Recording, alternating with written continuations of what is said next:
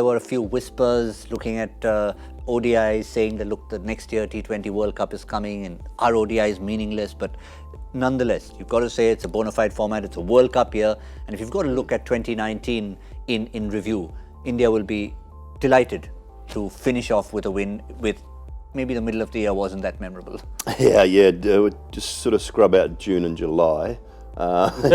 January, February was a great start to the year. December's a great finish to the year. If we just forget that little summer period in England happened, and I think everything will be okay. Australia, New Zealand, very good. 4-1 against New Zealand. They were brilliant. That was the return of Mohammad Shami for me. ODI series versus Australia lost. Then, of course, the World Cup, losing to the very dapper men in black in the semi-final. That was June and July. Then coming up in the West Indies, they won that 2-0 with one match washed out. And then towards the end of the year, of course, which we've just seen, the ODI series against the West Indies at home, the last ODI of the year, the last international outing for Team India, winning that 2-1. So good start to the year, good finish to the year. And to be honest, it wasn't that bad a middle as well. I mean, India had a couple of bad matches in the World Cup, but they won 7 games. And let's not take away credit from the team they are. They were an excellent team. Yes, there were problems at number 4. Yes, there were issues. Maybe they should have played Shami in the semi-finals.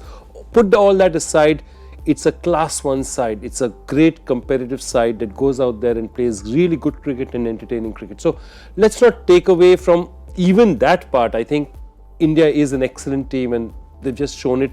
Just the consistency that they've given you through the year, I think, gives you some amount of this thing of what kind of a team they are.